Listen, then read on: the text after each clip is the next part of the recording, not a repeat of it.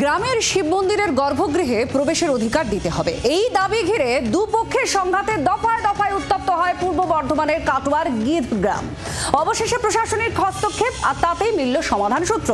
মন্দিরে ঢুকে পুজো দেওয়ার অনুমতি পেলেন দাস সম্প্রদায়ের মানুষজন। বুধবার থেকে পুজো দিতে পারবেন তারা। বাংলার মন্দিরেও অস্পৃশ্য দলিতরা, জোরালো প্রবেশের দাবি। গ্রামের মাতব্বরদের সঙ্গে সংঘর্ষে দফায় দফায় উত্তেজনা পূর্ব বর্ধমানের গীতগ্রামে। অবশেষে প্রশাসনিক হস্তক্ষেপে মন্দিরে ঢোকার অনুমতি পেলেন দাস সম্প্রদায়ের মানুষজন।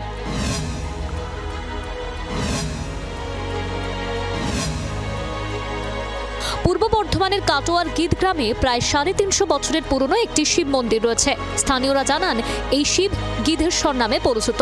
এই মন্দিরে পুজো দেওয়ার অনুমতি ছিল না গ্রামের দাস সম্প্রদায়ের মানুষজনের। দীর্ঘ বছর ধরেই নাকি এই নিয়ম চলে আসছে বলে দাবি করেছেন গ্রামবাসীদের একাংশ। এবছর 26শে ফেব্রুয়ারি শিবরাত্রিতে বহু বছরের রীতি বদলাতে চান দাস সম্প্রদায়ের 130 জন গ্রামবাসী। আর তারপরে তেতে ওঠে গ্রাম। দফায় দফায় অশান্তি, উত্তেজনা। শান্তি বজায় রাখতে ঘটনার পর থেকে মন্দির চত্বরে মোতায়েন করা হয় কাটোয়া থানার পুলিশকে। দীর্ঘদিন থেকে প্রথা চালু আছে, তোরা পুজো দিতে পাবি না, গ্রামের লোক বলছে। আজকাল দিনটা তো উন্নত জায়গায় যাচ্ছে। হ্যাঁ, আর আগেও আমরা একে একে গিয়েছিলাম পুজো দিতে, সবাইকে ফিরিয়ে দিয়েছে। ওই পুজো দিতে গিয়েছিলাম, তো পুজো নেয় নাই। পুজো আমাদেরকে ছোট জাত বলে তাড়িয়ে দেওয়া হয়েছিল। আমরা দাস বলে আমাদেরকে তাড়িয়ে দেওয়া হয়েছে, আমাদের পুজো নেয় নাই। ঘোষেরা।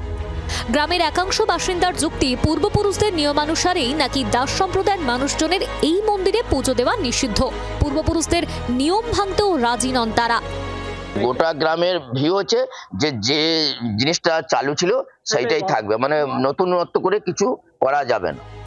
মন্দিরের পুরোহিত আবার বলছেন, দাস বাদে বাকি সকলে পুজো দিলেও কারো মন্দিরে ঢুকে পুজো দেওয়ার অনুমতি নেই। বহুকাল ধরেই বহাল এই নিয়ম। যারা পুজো দেন তারা ডালা এনে মন্দিরের সামনে রেখে দেন। মন্দিরের পুরোহিত তা মহাদেবকে অর্পণ করেন। 300 বছর আগে সে রাজাদের আমল থেকেই শুনেছি দাসেরা উঠতে পায় না, পায় না।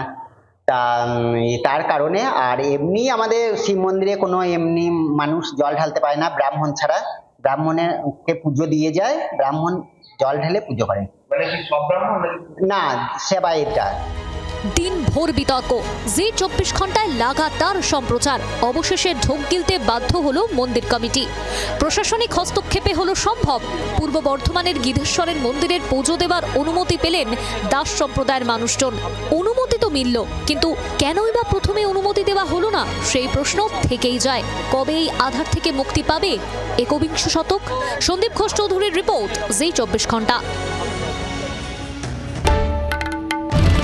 বাংলার আওয়াজ, বাঙালির আবেগ, জি 24 ঘন্টা।